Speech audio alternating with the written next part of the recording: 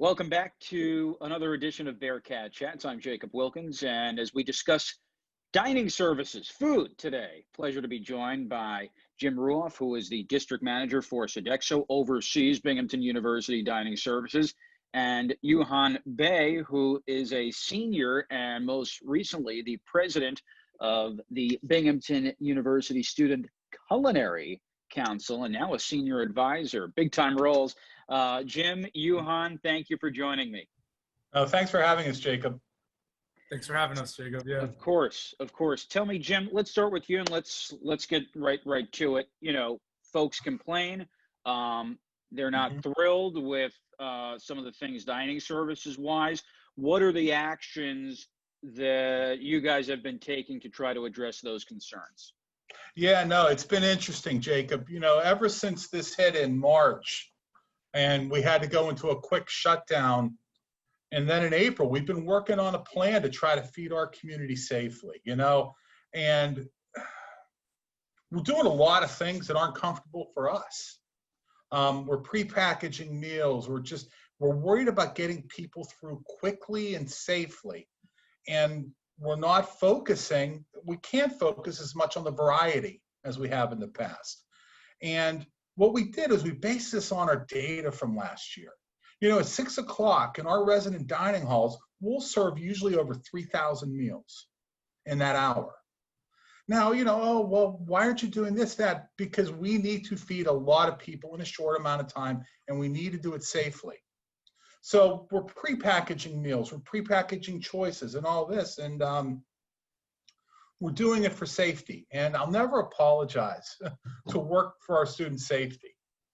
But, you know, we're 6 days into the semester right now, and we're starting to see that things are a little different.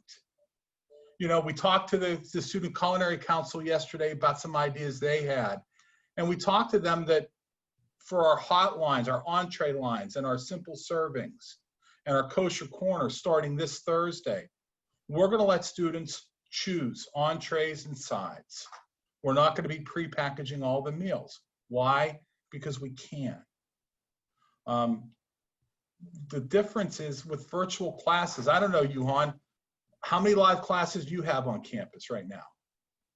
I got like 1.5. The half being that like they have split sections, so basically 1.5. You know, so students, you know, you're not getting up at 8 o'clock, walking to your class, grabbing a bagel on the way. You know, so we're seeing that our counts, we're not seeing the amount of people through our lines at the same time as we did last year.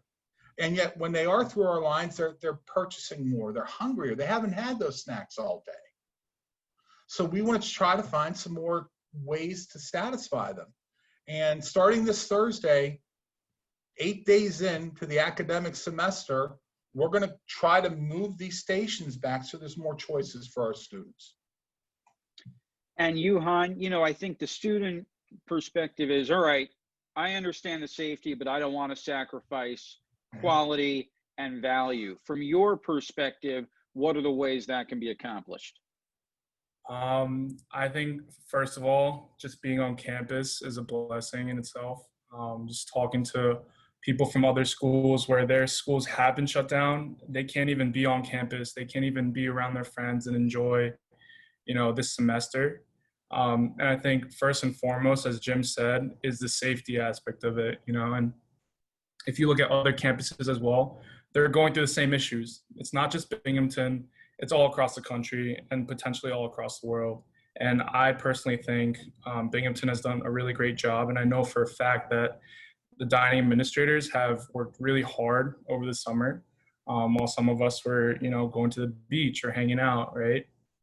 And I think first and foremost, we should be appreciative to the people that have worked, you know, in the back and are continuing to work.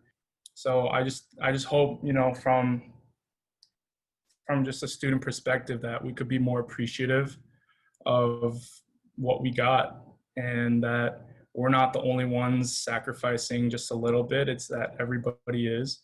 And also, yes, there's sacrifice, but there's also moves to improve, right? And that's why the Student Culinary Council is here. And that's why we're working directly with the dining administrators. And this improvement, as Jim said, we're only 6 or so days in to the semester. And, it's not even, it's probably hit a week by now. But like, that's quick. Like, things take time. And this is a completely new semester, a new situation for everybody. And unfortunately, everybody's scrambling. But fortunately for us, we have people who are really willing to listen on both sides, from the student side and the administrator side. And the fact that we're also doing this right now shows that. So I just want to also reassure the student body and everybody on campus that there are moves to improve what is going on. You're working on a couple surveys, aren't you, Yuhan, Yeah. that you're going to be sending out to the student body? Asking them about some entrees and choices they would like, some sandwiches.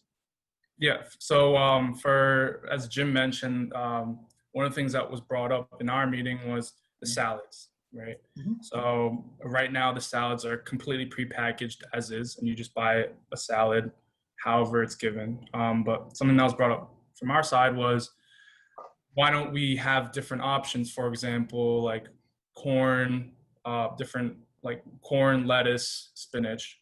So you get to pick exactly what vegetables you want. And then if you want, you can add chicken, and then you can pick your dressings as well, and that's just the minor or potentially major improvements of what is happening right now.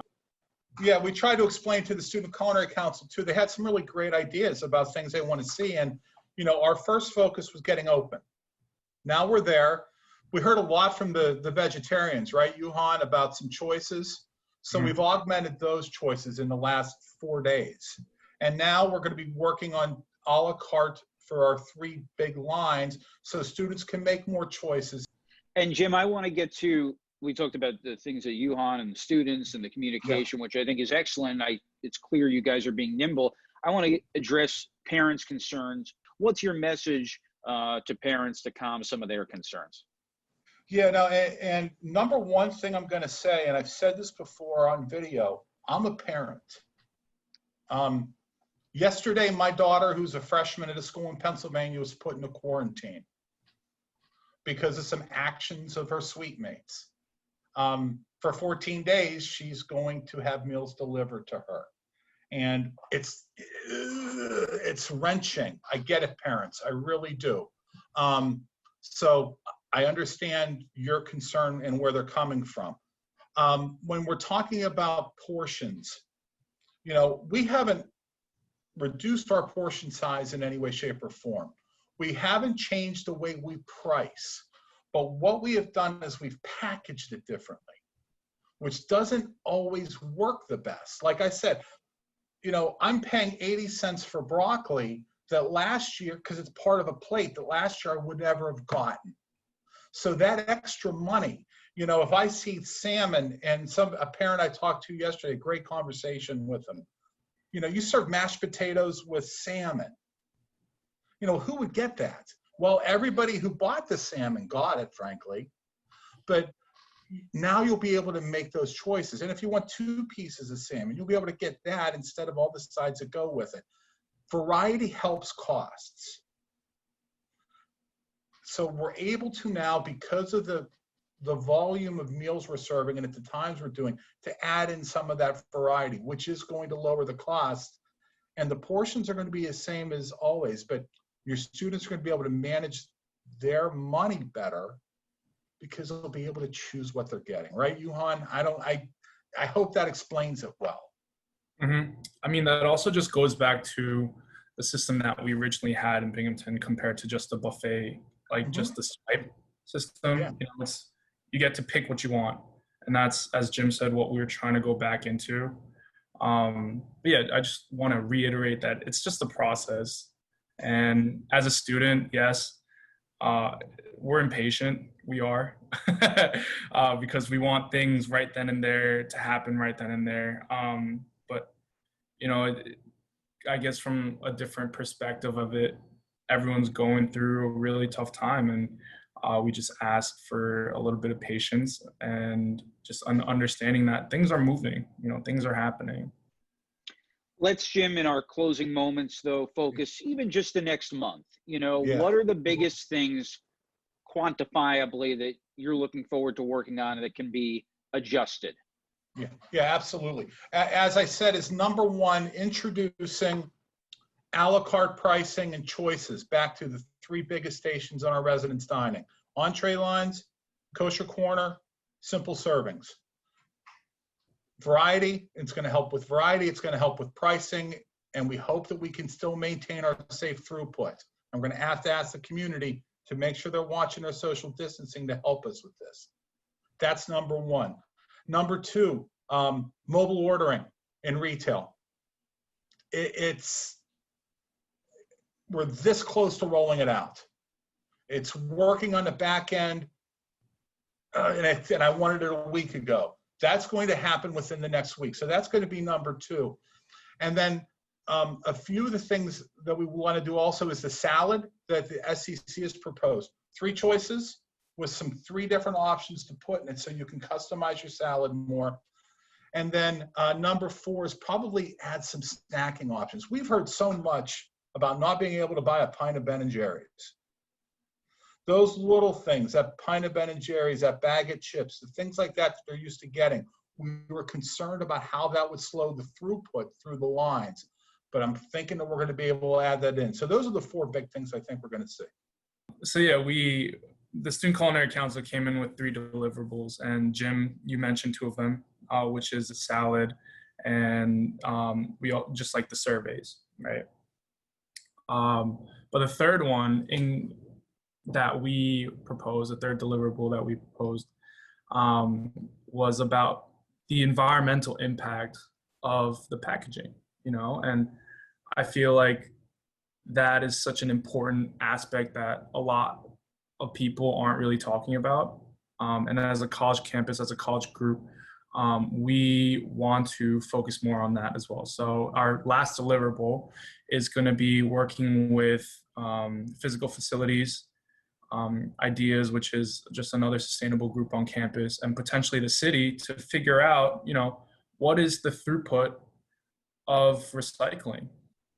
Well, I think both of you should be commended, most importantly, for having this open line of communication and expressing the thoughts of your constituencies. And I think gives me comfort, students and parents, a sense of reassurance as we're all working together to adapt in very fluid times. Jim Ruoff, Yuhan Bae, thank you so much, and wishes for a great rest of the semester. Thanks, Jake. Appreciate your time, and stay well. Thank you, Jacob.